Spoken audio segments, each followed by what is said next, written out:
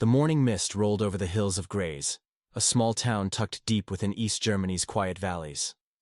The streets were still half asleep, glistening with dew, and the only sound breaking that stillness was the soft hum of tires on asphalt.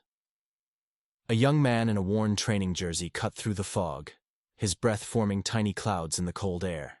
His name was Andreas Petermann. And though no one knew it yet, he was already racing toward destiny. Each pedal stroke carried more than motion. It carried defiance. Defiance against the limits of circumstance, against the walls that history had drawn around him. The air bit at his face, his thighs burned, and the wind tugged at his jacket as though testing his will. But Andreas kept going, because somewhere in that silent struggle, he had found what he'd been searching for all his life: freedom. He wasn't just riding a bicycle. He was chasing a dream too large for words. In East Germany during the 1960s and 70s, dreams weren't often encouraged to grow beyond the borders of the possible. Life was orderly, structured, disciplined, but Andreas saw the bicycle as a doorway. On those narrow lanes, he wasn't bound by rules, by lines on a map, or by expectation. Every turn of the pedals was a rebellion, a whisper that said, "I can go further." His childhood was simple. His family lived modestly. His parents believed in hard work, honesty, and the quiet pride of doing one's best. They didn't have much, but they gave him what mattered, values that would carry him through every race of his life. As a boy, he was curious and quiet, always watching, always listening. He found joy not in noise, but in rhythm. The rhythm of the wheels, the rhythm of breath, the way the world blurred when he was in motion. He started racing with a local club, his first true step into the world of competition. The bikes were heavy, the equipment basic, but his determination was weightless. When the coaches first saw him, they noticed something. Not just strength or speed, but focus. That deep, almost stubborn calm that separates those who dream from those who do. Soon, Andreas's days followed a strict rhythm. Before dawn, he was already awake. He ate plain oatmeal, adjusted his bike by hand, and rolled out into the cold. Long rides through wind and rain became his normal. His world shrank to cadence, pulse, and breath. And yet within that small world, he found something immense. He joined a regional sports academy where training intensified. Mornings were for endurance rides, afternoons for strength and intervals, evenings for recovery and mental work. Coaches pushed him to his limit, measuring every heartbeat, every watt of power, every ounce of progress. Some days he came home so exhausted he could barely speak. But even then he'd smile faintly, because exhaustion meant growth, and growth meant purpose. As his body hardened, his resolve deepened. He faced setbacks early, crashes that left him bruised, losses that stung more than the scrapes. Once, in the middle of winter training, he slipped on black ice, his bike flipping, his body slamming into the frozen road. For a moment, he just lay there, staring at the pale sky, wind knocked from his lungs. Most riders would have gone home. Andreas got up, fixed his chain with trembling hands, and kept riding. He whispered to himself through chattering teeth, "You don't stop because it's hard. You stop when it's done." In those years, East Germany's sports culture was intense, built on precision, data, and an almost military level of commitment. Athletes weren't just competing for themselves, they were representing their country, their system, their ideology. The pressure could crush anyone who wasn't mentally unbreakable. Andreas learned to turn that pressure into fuel. Every challenge was a question, and his answer was always motion. He was soon competing on the national stage. The races were brutal, long, windy, unforgiving. But Andreas had a gift, a quiet endurance that outlasted pain. In time trials, where silence ruled and every breath counted, he was a master of discipline. He didn't chase others. He chased perfection. Then came his moment. The late 1970s.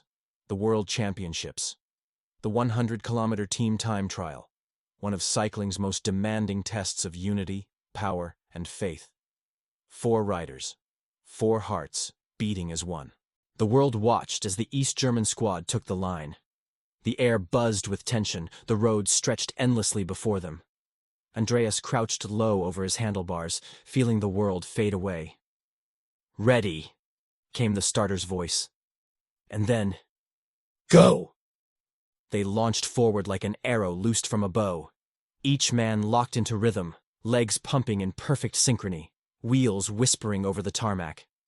The wind tore at their jerseys, the road tilted cruelly upward, but no one flinched. Minutes felt like lifetimes. Sweat rolled down Andreas's face, but he didn't wipe it. His eyes stayed fixed, his breathing mechanical, his heart a hammer inside his chest. When they crossed the finish line, the world blurred again, not from motion, but from disbelief.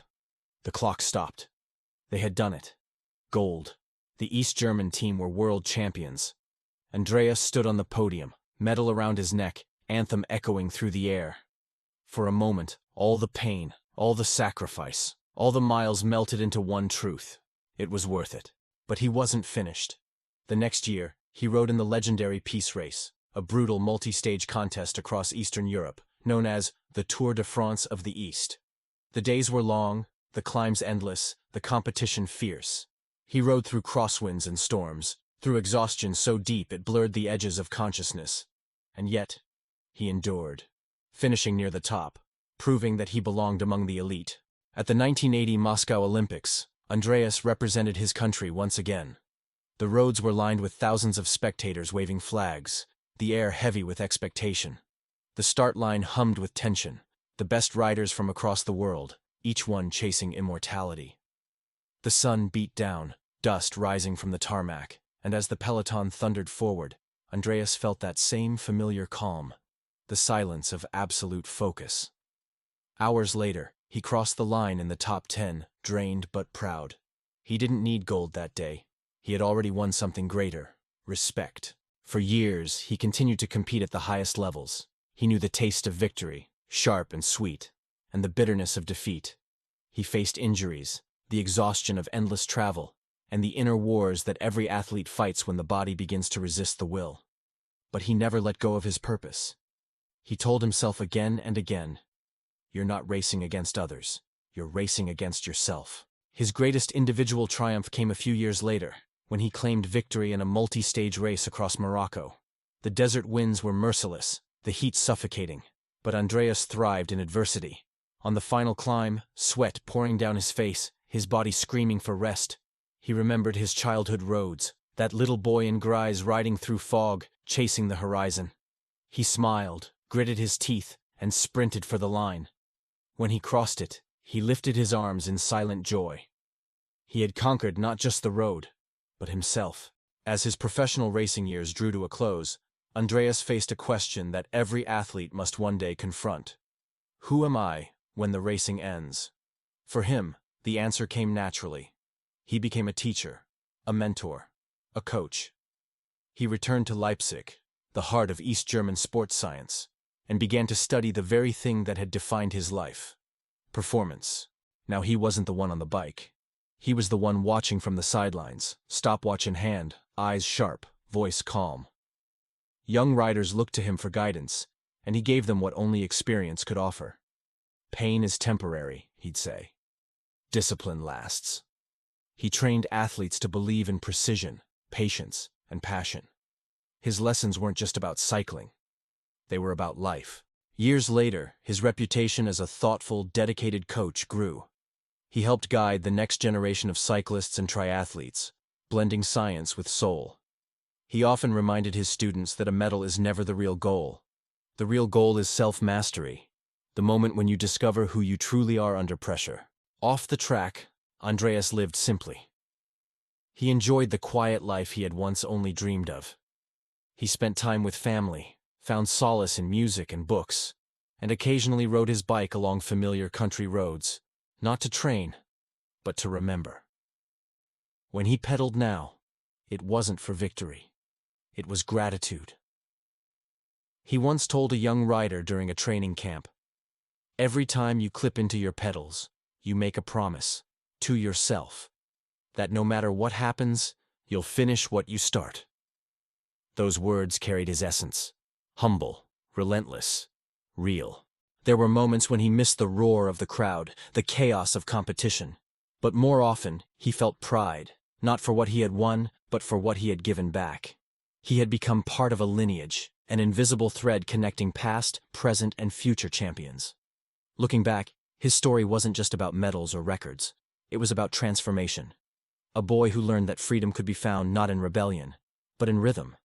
A man who learned that the road to greatness is paved not with talent, but with persistence. Andreas Petermann's legacy lives on not just in archives or result sheets, but in every athlete who learns to push through pain, to listen to silence, to chase something invisible until it becomes real. His life reminds us that the journey matters more than the destination. That greatness isn't given, it's built, one turn of the pedals at a time.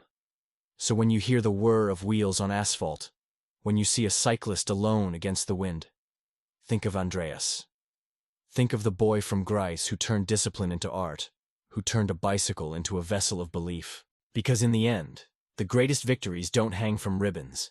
They live in hearts. And to you, watching this story here on Behind the Medal, remember, the medal is only a symbol. What matters is the courage to begin, the strength to endure, and the heart to finish. If this journey inspired you, give it a like, share it with someone chasing their own horizon, and subscribe to Behind the Medal for more stories of those who turn struggle into strength. Keep riding, keep believing, because somewhere ahead the road is waiting, and it's yours to conquer.